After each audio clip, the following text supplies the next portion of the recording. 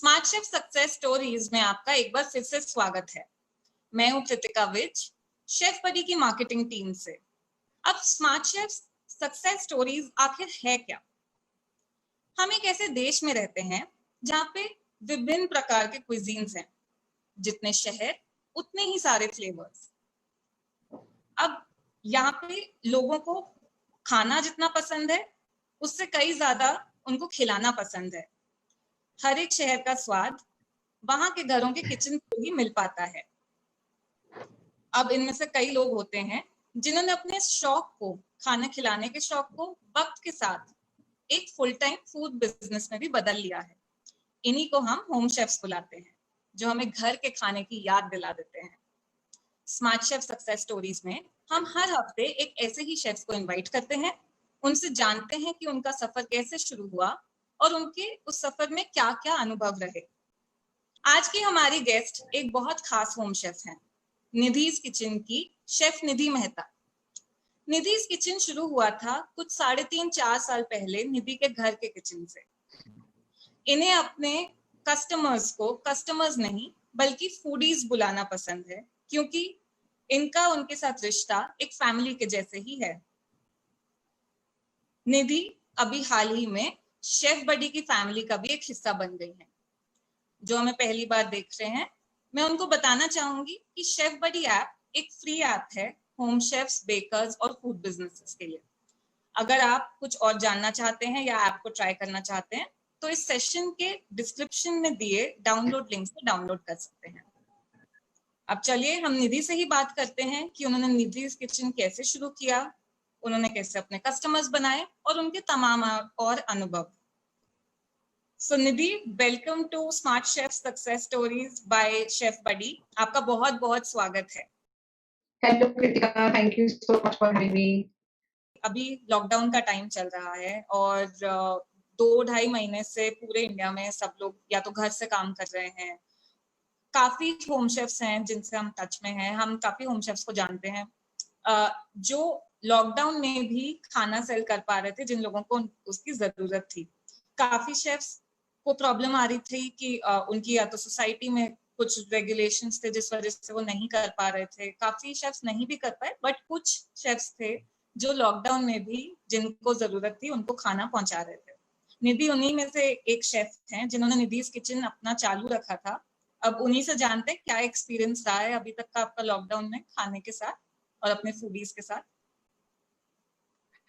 कृतिका, जो 4 साल मेरे इस काम को हो गए, निधिज किचन को रन करते हुए, और जो 3 महीने जो मैंने अभी पीछे लॉकडाउन में देखे हैं, I mean this was a completely change over experience for me.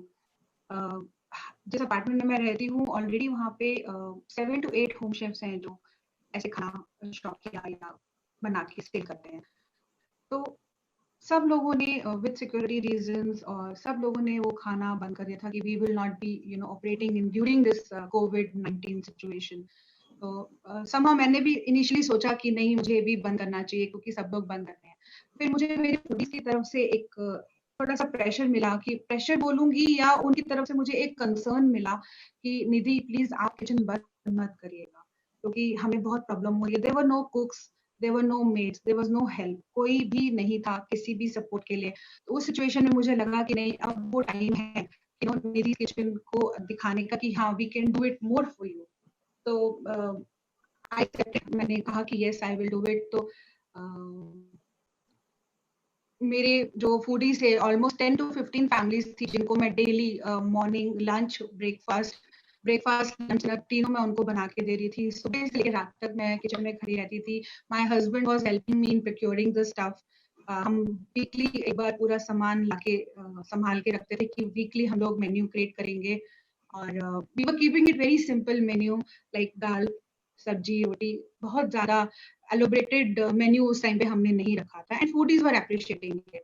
और जिन लोगों की वाइफ ट्रैवल कर रही थी, हस्बैंड स्टक हो गए, देयर वर स्टूडेंट्स जो घर में नहीं जा पा रहे थे, बच्चे थे। तो वो टाइम जो था, मुझे लगता है कि I was able to help them. खाना खिला पाई उनको। मैं बहुत ज़्यादा मुझे अच्छा लगा। और मेरे फूडीज़ ऐसे थे कि निधि अगर आपके पास राशन नहीं है तो आप उसकी चिंता मत करिए, हम आपको राशन देते हैं, बस आप हमें सिंपल एक रोटी, एक सब्जी भी बना के दे दीजिए तो हमें चल जाएगा। एंड थैंकफुली ये सब कुछ ठीक चला। अभी भी situation is not very good, I will से। अभी भी चीजें उतनी नहीं संभली हैं, but kitchen is active, kitchen is serving the food. और मैं कोशिश कर मैं गॉड से यही प्रार्थना करती हूँ कि ये प्रॉब्लम जितनी जल्दी निकल जाए उतना ज्यादा अच्छा है। बाकी वो एक टाइम था जिसमें मुझे एक कंप्लीटली डिफरेंट लर्निंग एक्सपीरियंस था। एक प्रेशर में काम करते हैं जब हम थोड़ा सा, कि हमें एक रिस्पॉन्सिबिलिटी वाला मुझे वो फीलिंग आई थी उस टाइम पे काम करने के टाइम।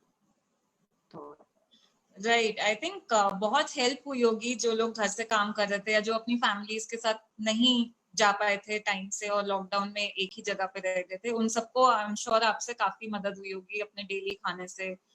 हेल्प नहीं आ रही थी कोई डोमेस्टिक हेल्प किसी की भी, तो I think it's a fantastic thing that you've been doing.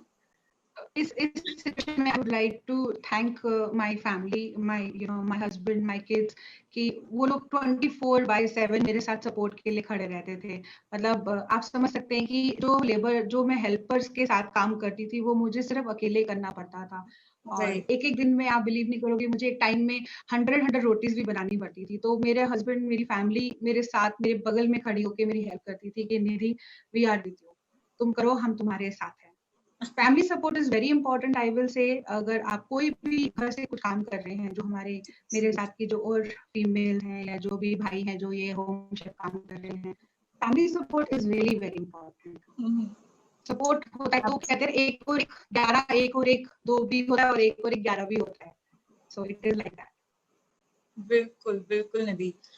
तो निधि, अब हम आते हैं आपसे कुछ और आपका एक्सपीरियंस जानना चाहते हैं। आई एम श्योर हमारे काफी व्यूअर्स ऐसे भी हैं जिन्होंने अभी हाल ही में अपना किचन स्टार्ट किया है या करना चाहते हैं। एक सवाल जो आता है मन में कि खाने की जो इंडस्ट्री है, फूड इंडस्ट्री जो है, ऑलरेडी वहाँ पे रेस्टोरेंट्स हैं, होम शेफ्स हैं, और किसी भी इंडस्ट्री में फॉर दैट मैटर कंपटीशन रहता ही है, और खाने की इंडस्ट्री में भी है ही। तो पहले तो हम आपसे जानना चाहेंगे कि कंपटीशन होना अच्छी चीज है या नहीं, और अगर आपने फेस किया है तो कैसे आप डील करते हैं, आपका क्या मानना है कंपटीशन से रिलेटेड? कंपटीशन बहुत जरूरी है कृतिका। कंपटीशन के बिना मजा नहीं है। और मुझे ये लगता है कि अगर कंपटीशन नहीं है तो that makes me perfect, until unless there is no competition, business में मजा नहीं आएगा। बिजनेस में नहीं, आप किसी भी फील्ड में हो, काम करने में मजा नहीं आएगा। और after crossing a stage, having an experience in this food industry with the home chef category, मेरे लिए जनरली दो तरह के हम इस समय कॉम्पिटिटर्स कहेंगे। One is the restaurants. For me, I take restaurants are my competitors. क्योंकि इस समय जो है, as I already told you कि I have attended many workshop जिसमें टॉप रेस्टोरेंट्स ही थे। तो मैं अपना कंपटीशन जो है वो रेस्टोरेंट्स के साथ देखती हूँ। मेरी कोशिश ये रहती है कि मैं किसी भी रेस्टोरेंट में जाके खाना टेस्ट करती हूँ, उसके इंग्रेडिएंट्स देख के मैं डिश खा के ही समझ जाती हूँ कि इसमें क्या क्या इंग्रेडिएंट्स डले हैं, रेसिपी का स्टेप क्या होगा और उसको कैसे बनाया गया होगा। सेम चीज आके मैं लेस ऑयल में और हेल्दी इंग्रेडिएंट्स के साथ वही सेम डिश मैं बना के विद माय ओन ट्विस्ट अपने फूडीज को खिलाती हूँ। सेकेंड कॉम्पिटिटर जो मेरे लिए नहीं है, बट जो नए होम शेफ्स आएंगे शायद वो ये चीज फेस करेंगे विद इन द सोसाइटी और within the area, another home chefs. तो for me they are my friends. Already हमारा काफी अच्छा बॉन्ड है, मेरे जितने भी होम शेफ्स और इस सोसाइटी में एरिया में जो है खाना सेल कर रहे हैं, हमारा एक अलग सा फ्रेंड्स बॉन्ड है। They are not competitor bond. मतलब ऐसा रिलेशन है मेरा कि अगर उसको कुछ समझ नहीं आ रहा है कि यार एक ऑर्डर आया है केटरिंग का, निधि मुझे एक आइडिया दे कि 40 लोगों का खाना बनाना है तो उसमें दाल कितनी लगेगी, चावल, आटा कितना किलो हमें यूज करना है, तो इसलिए के हम एग्जांपल्स एक दूसरे से डिस्कस करते हैं। एंड देयर मेनी टाइम्स जब I am not well, she is not well, तो हम अपना अपना लीड्स भी एक दूसरे को फॉरवर्ड करते हैं। तो this is the competition is healthy, we should have it. And competition, अगर आप अपने आप में बेस्ट हैं then I don't think you have any competition with anybody. You are the best and you don't need any competition. That's, I think, a wonderful thing that you just mentioned. And competition, जैसा आपने बोला कि अगर competition नहीं है तो आप अपने आप को भी कैसे improve करें, right? आपका अगर आपके साथ के और home chefs रहेंगे तो आप भी आपको पता है कि क्या चीज improve करनी है, क्या चीज आप अच्छी कर सकते हैं, better कर सकते हैं, और या क्या चीज आप better Right. for that matter. तो ये एक बहुत important चीज आपने बताई. अब निधि, एक और चीज है, जैसे आपने काफी डिशेस हमें बताएं कि आपने चेंज करी हैं ओवर द इयर्स, काफी नए डिशेस इंट्रोड्यूस करे हैं. कोई भी नया डिश आप इंट्रोड्यूस करते हैं तो कैसे उसकी कॉस्टिंग होती है, कैसे आप डिसाइड करते हो कि इस प्राइस पे मुझे सेल करना है, एक अगर आप बता सकें तो. Costing is really very important. क्योंकि बिजनेस शौकिया करें या करें, कॉस्टिंग तो हमें निकालनी है, क्योंकि हमें कस्टमर को राइट अमाउंट का डिश खिलाना है. It should not be over price, it should not be under price. And जो भी फूडी हमसे खाना लेते हैं, they are also a smart foodie. मतलब उनको मार्केट की नॉलेज है कि हमें इस रेट का इतना खाना मिलेगा. तो जहाँ मैं बात करती हूँ मेन्यू क्रिएशन, ऑलरेडी हम आपसे डिस्कस कर चुके हो कि मेन्यू क्रिएशन है कैसे करती हूँ. तो जब मेरे को डिश की कॉस्टिंग लगानी होती है, I go with the latest market cost rates. जो भी रॉ मटेरियल की कॉस्ट है करंट रेट पे जो चल रहा है उसके हिसाब से, प्लस आपकी standing time in the kitchen, you are giving your work there, उन सबको ध्यान में रख के मैं कॉस्टिंग डिसाइड करती हूँ अपनी. समथिंग विच इज, और एज अ फूडी मैं ये सोचती हूँ कोई भी मेन्यू में डिश में अमाउंट डालने से पहले कि अगर ये डिश में कोई रेस्टोरेंट या कोई और खिलाएगा एक्स अमाउंट, मान लीजिए कि 100 रुपए की चीज मुझे अगर ये बंदा खिलाता है इतने ग्राम्स की या इतने वैल्यू की, क्या मैं उसको खरीदूंगी? पहला क्वेश्चन मैं अपने आप से ये पूछती हूँ कि क्या मैं खरीदूंगी. अगर मेरे को बोलता है हाँ कि ये इतने अमाउंट में, इतनी क्वांटिटी में अगर आप खाना दे रहे हो, it is worth, then I definitely go ahead. जब मुझे लगता है कि नहीं मैं नहीं खरीदूंगी, फिर मुझे बैठ के उस पे कॉस्टिंग पे दोबारा काम करना. So pricing is really very important. It's very important. तो आपके हिसाब से रॉ मटेरियल का जो भी इंग्रेडिएंट्स आप यूज कर रहे हो उसका तो कॉस्ट इंपॉर्टेंट है ही, बट साथ में जो आपकी मेहनत है, जो आपका आवर्स लग रहे हैं, जितने आप घंटे बिताते हो किचन में, वो भी फैक्टर इन करने की जरूरत है कॉस्टिंग करते हुए. Right. And this also important कि आप किस टाइप का इंग्रेडिएंट चूज कर रहे हैं. अब देखिए मार्केट में like we are North Indian chefs होते हैं, साउथ इंडियन शेफ्स होते हैं, every cuisine has a different costing involved. South Indian food may not be that expensive because उनकी जो है रॉ मटेरियल कॉस्ट इतनी ज्यादा नहीं होती है. North Indian is again little. उसके ऊपर जैसे जैसे वो डिश के ऊपर भी, cuisine एंड डिश के ऊपर भी डिपेंड करता है कि आप क्या सेल कर रहे हैं. Continental and Italian dishes will be slightly little more, क्योंकि उसमें हमारा हैंड टाइम, हमारा सैनिटेशन टाइम बहुत होता है, हमें डो को प्रिपेयर करना होता है, lot of processes are involved. So dish there is one more thing which I keep into consideration की रेसिपी बनने में कितना टाइम लग रहा है. If the recipe is not taking too long, the cost should not be more. If the recipe has too much of process, जैसे कि आप कहो कि पंजाबी डिश है, तो पंजाबी डिश में अगर तंदूरी चिकन में बोलती हूँ तो उसकी मैरिनेशन में ही हमें 3 या 4 प्रोसेस लगते हैं, and that takes good time to prepare also. So costing should be involved, taking these 4 things in mind. Right. I think that's a very helpful tip. कोई भी अगर नया शेफ या जो शुरू करना चाहते हैं वो हमें देख रहे हैं, तो आई थिंक सवाल यही आता है कि मैं कैसे कॉस्टिंग करूं, कैसे अपना प्राइस सेट करूं. रेस्टोरेंट्स के पास फिर भी एक मैकेनिज्म होता है देखने का कि आपकी रेसिपी में क्या क्या जा रहा है. होम शेफ्स के लिए आई थिंक ये थोड़ा सा ट्रिकी रहता है अपना डिश का प्राइस फाइनल करना. तो thank you Nidhi, I think बहुत अच्छा टिप दिया है आपने. तो निधि, अब आप एक और बात बताइए. अब इतना टाइम हो गया है, आपके इतने कस्टमर्स बढ़ गए हैं, आपके 4 व्हाट्सएप ग्रुप हैं जिसमें आप कोऑर्डिनेट कर रहे हो अपने सारे कस्टमर्स से. काम डेफिनेटली आपका बढ़ गया. आई एम गेसिंग कि आप वीकेंड्स पे भी खाना प्रोवाइड करते हैं उन्हें. तो इस जो जैसे आपका जो बिजनेस एक्सपैंड हुआ है, इसमें क्या आपको टाइम मिलता है कि आप देख पाए कि अच्छा इस महीने इतना मेरा सेल हुआ है, इतने खर्चे हुए हैं रॉ मटेरियल पे? क्या आप करती भी हैं कोशिश जानने की, या आपको अच्छा लगता है खाना, शौकिया है, तो फिर आप कहते हैं कि कोई बात नहीं, जितना भी प्रॉफिट है नहीं है वो चलता है? क्या आप ट्राई करते हो जानने का? ये नहीं, बिल्कुल, ये बिल्कुल एक बहुत वैलिड पॉइंट है इस टाइम पे। जब मैंने शुरू किया था तो ऑनेस्टली मैंने पैसे का तो मैंने आज तक कभी नहीं सोचा। मेरे सारे फूडीज जानते हैं कि मैं तो खाना दे देती हूँ और मैं पेमेंट्स के लिए पूछती भी नहीं हूँ। मतलब this is how I take, money is not important for me, satisfaction and feeding the my food is more important. Right. जब शुरू किया था बिजनेस तो मैंने ऑनेस्टली कोई प्रॉफिट नहीं सोचा, कुछ नहीं सोचा, बस आज ये डिश बना के खिलानी है, आज ये डिश बना के खिलानी है, दैट वाज माय मोटिव। लेकिन during the face of time, जैसे जैसे टाइम बढ़ता गया, जब मुझे लगा कि अब I am giving my more of my time to it, started taking it as a profession and passion both together. I started maintaining a diary में आपके ऑर्डर्स आते हैं, आप नोट करते हैं, फिर पेमेंट आती है तो आप उसको क्रॉस करते हैं। So this is how things have been moving till now, like I will say last 1.5 2 months since I met Chef Buddy. Chef Buddy app has really eased my life. बहुत आराम हो गया है मुझे। ऑर्डर्स आते हैं, उसी पे ट्रैक होते हैं, पेमेंट्स के ऑप्शंस भी उसी पे ट्रैक होते हैं। And you know, I was very surprised to see कि मेरा प्रॉफिट इतना निकला लास्ट मंथ, जो मैंने आज तक कभी नहीं देखा था। मैं कभी इतना ध्यान नहीं देती थी कि कितना प्रॉफिट हुआ है, मेरा कितना खर्चा हुआ है। बट अगर आप उस ऐप को प्रॉपर तरीके से एक्यूरेसी के साथ अगर आप उसमें अपना डेटा फीड करेंगे, then 99.9% I felt कि उसके अंदर you will find the correct you have a profit or how much you have spent over the month, and you can also see last month आपके क्या खर्चे थे।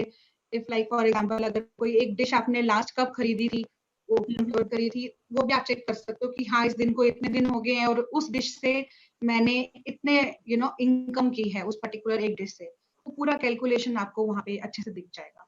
I mean, I really thank Chef Buddy for creating such a wonderful app, and it's must try for all the home chefs. Well thank you so much Nidhi. I think that's a big complement for us also कि हम आपकी help कर पा रहे हैं आपके regular business में। आपकी मैनुअली जो आप डायरी में लिख रहे थे, अभी अगर आप उसको मेंटेन कर पा रहे हो ऐप में, तो हमारे लिए काफी अच्छा लगा जान के। सो निधि, अब मेरे पास एक और सवाल है, बहुत इम्पोर्टेंट। अब हमारे पास यहाँ पे कई नए शेफ्स भी देख रहे हैं या जो शुरू करना चाहते हैं अपना बिजनेस। अगर आप उनको अपने एक्सपीरियंस के बेसिस पे कोई एक टिप देना चाहें, 1 या 2 टिप आपके ऊपर है, तो वो क्या होगी? Okay, हम सब अपने एक्सपीरियंस से लर्न करते हैं। जो नए शेफ हैं, मैं उनके साथ ये जरूर शेयर करना चाहूंगी कि बी ऑनेस्ट, आप जो कर रहे हैं be with it, and family support is important. Family का सपोर्ट अगर रहेगा तो आप बहुत आगे तक जा सकते हैं। एंड जो आपकी कॉस्टिंग है, जो अभी हम डिस्कस कर रहे थे पीछे, कि कॉस्टिंग हमें कैसे मेंटेन करनी चाहिए। और अगर आप नए हैं तो आपको ये लगेगा कि हम पहले कॉस्टिंग ज्यादा करके सेल करते हैं। कुछ शेफ्स होते हैं जो सोचते हैं कि हम under the menu, under the item उसको कम रेट पे डाल के सेल करते हैं। वो मत करिए, बिकॉज अगर मैंने आपकी एक डिश 40 रुपीज में खा ली है, अगर आप वही डिश 15 दिन बाद मुझे 80 रुपीज की खिलाएंगे, then trust me I will start judging your food. मैं सोचूंगी कि यार ये क्या था, 40 रुपए और सीधा 80 रुपए डबल का रेट कैसे। So try to maintain that. Costing तभी बढ़ाइए जब आपको लगे कि मार्केट में बहुत ज्यादा फॉल हो गया या बहुत ज्यादा राइज हो गया है। Maintain the costing, maintain the dish price, that is very important. And जो हमारे फूडीज हैं वो स्मार्ट हैं, because they are also home chef, वो भी घर में खाना बना रहे हैं, तो they can also make out कि हमें इस डिश की वैल्यू के साथ खाना खाने की। If you want to maintain a customer, maintain a relationship with the customer, keep the right pricing for your food. That is really very important. Absolutely, I think that's a very valuable tip. काफी I am sure सबको useful लगेगी। तो अब इसी के साथ निधि, हम मेरे तो हो गए आपसे सवाल खत्म, लेकिन अब हमारा एक बहुत इंटरेस्टिंग राउंड शुरू होता है यहाँ पे। अब हम शुरू करेंगे हमारा झटपट रैपिड फायर राउंड। मैं आपसे 5 सवाल पूछूंगी और आपको झटपट फटाफट उनके आंसर देने होंगे। और उसके बाद अगर हमारे व्यूअर्स के कुछ क्वेश्चंस हैं तो वो यहाँ पे पूछ सकते हैं, और हम निधि से जरूर पूछेंगे वो क्वेश्चंस झटपट रैपिड फायर के बाद। निधि शुरू करें? Sure, please. हाँ जी, बिल्कुल शुरू करिए। निधि, आपका फेवरेट स्ट्रीट फूड क्या है? गोलगप्पे। गोलगप्पे। फैंटास्टिक। आपके favourite celebrity chef? Chef Sanjeev Kapoor. और मैं उनको बहुत फॉलो करती हूँ, मेरी बहुत सारी डिशेस उन्हीं से इंस्पायर होती है, to be very honest. Right. और आपके खुद की बनाई आपकी फेवरेट डिश कौन सी है? लेमन पेपर चिकन, वो बिल्कुल हेल्दी है, प्रोटीन रिच है, और कैलोरीज उसमें बहुत कम है और फुल ऑफ प्रोटीन डिश है। और वो मेरे हस्बैंड को मैं बहुत ऑफनली देती हूँ, इनफैक्ट वो मेरी किचन के मेन्यू में भी बहुत ज्यादा रहती है, और जब भी वो रहती है तो फूडीज बहुत पसंद करते हैं। फैंटास्टिक। तो निधि, अगर आपके पास कोई सुपर पावर होती तो वो क्या होती? I want to fly. मैं उड़ना चाहती हूँ, मुझे बहुत शौक है, मुझे बर्ड्स बहुत पसंद है। और जब मैं शाम को, जब I have some free time, तो मैं छत पे जाके बर्ड्स को पास बाय करते हुए देखती हूँ, तो मेरा भी मन करता है कि काश मैं एक पक्षी होती और बन चाहे जब मर्जी उड़ जाती। बहुत बढ़िया। लास्ट क्वेश्चन, माँ के हाथ का खाना या सासू माँ के हाथ का खाना? ये आप मुझे फंसा दोगे। नहीं, देखिए, कुछ डिशेस मेरी मदर इन लॉ बहुत अच्छी बनाती हैं, जैसे कढ़ी पकोड़ा मैंने उन्हीं से सीखा है, जो मेरी किचन का बहुत फेवरेट है। और कढ़ी पकोड़ा डेफिनेटली मेरी सासू माँ के हाथ का, सरसों का साग मेरी सासू माँ के हाथ का, और आम का अचार मेरी सासू माँ के हाथ का, मम्मी के हाथ की कढ़ी की सब्जी, और मम्मी के हाथ के मेथी के पराठे, और मम्मी के हाथ के आलू के पराठे, मतलब सब कुछ जो बचपन से खाती आ रही हूँ, और जो नया। आई एम बिग फूडी, तो लिस्ट इज एंडलेस। हम बात कर सकते हैं इस बारे में बहुत देर तक खाने के ऊपर। अच्छे से हैंडल किया आपने ये क्वेश्चन। इसी के साथ हमारा झटपट रैपिड फायर तो खत्म होता है। मुझे बहुत मजा आया निधि आपसे ये सारे सवाल पूछ के। हम आज का जो सेशन है उसको खत्म करेंगे। निधि, आई थिंक आपने हमें आज बहुत सारे वैल्यूएबल टिप्स दिए हैं। आई एम श्योर हमारे जो नए शेफ्स हैं यहाँ पे जो आज हमें देख रहे थे, उनको काफी आपसे सीखने को मिला होगा। हमें खुद काफी नई चीजें आज पता चली हैं आपसे। तो you've been wonderful, you've been a wonderful guest here. आपका आने के लिए बहुत बहुत शुक्रिया। थैंक यू कृतिका, मुझे बुलाने के लिए। Absolutely. Smart thank you chef so much. Smart chef success stories एक वीकली सीरीज है जहाँ पे हम हर हफ्ते एक शेफ को इनवाइट करते हैं। हर हफ्ते 9:30 बजे ये हमारे फेसबुक पेज पे ब्रॉडकास्ट होता है। अगर आप शेफ बडी से रिलेटेड कोई भी जानकारी जानना चाहें या इन इवेंट्स के बारे में अपडेटेड रहना चाहें, तो आप शेफ बडी के फेसबुक पेज को लाइक करना ना भूलें। एक बार फिर से, शेफ बडी ऐप एक फ्री ऐप है होम शेफ्स, बेकर्स और फूड बिजनेसेस के लिए। अब हम आज का सेशन यहाँ खत्म करते हैं। आप सबसे मिलेंगे अगले फ्राइडे। तब तक के लिए वीकेंड आपका अच्छा रहे। Good night.